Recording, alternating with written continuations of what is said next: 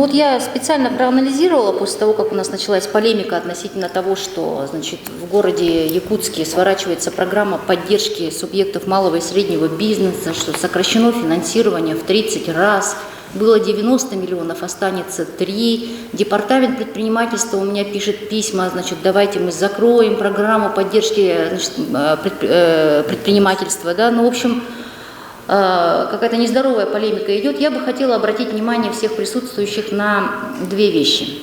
Во-первых, за 5 лет сумма выданных займов, микрозаймов, там, значит, порядка 285 миллионов рублей.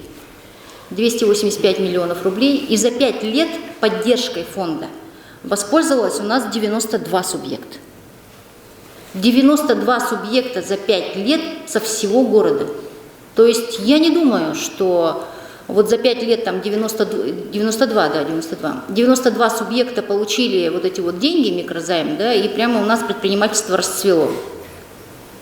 Поэтому, во-первых, есть вопрос в эффективности выделяемых средств.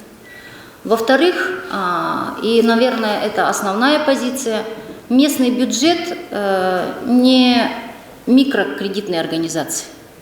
Местный бюджет не должен, мне кажется, в принципе заниматься займами. Тем более под 7% годовых. Как отбираются эти люди? Почему получают одни и те же? Некоторые получили по 4 займа. Кому-то выделяется 4 миллиона, кому-то выделяется 5 миллионов, кому-то из года в год по 3. А кто-то при этом, обратите внимание, не получает ничего.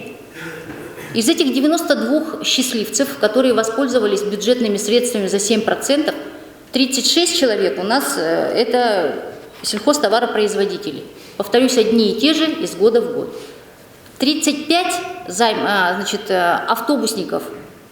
35 автобусников также получили займы под 7% годовых.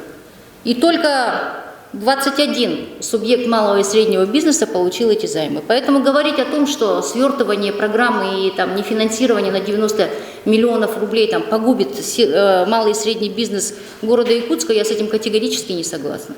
И совершенно правильно вы указываете, что за счет выпадающих доходов бюджета города Якутска, а мы с вами потеряем там порядка 260 миллионов, да, в этом году. Да, значит, сколько вы сказали, 6,5 тысяч? 6,5 тысяч предпринимателей города Якутска получают налоговые послабления. Надо взвесить 92 или 6,5. Ну, тут полемизировать можно долго, но я думаю, цифры говорят сами за себя. Поэтому в данном случае, но опять же мы говорим, что как только у города Якутска появятся дополнительные какие-то доходы, то, конечно, программа будет пополнена, помощь будет оказываться, но здесь я все-таки, Максим Макарович, прошу вас пересмотреть положение этого фонда и посмотреть критерии, как они выделяются.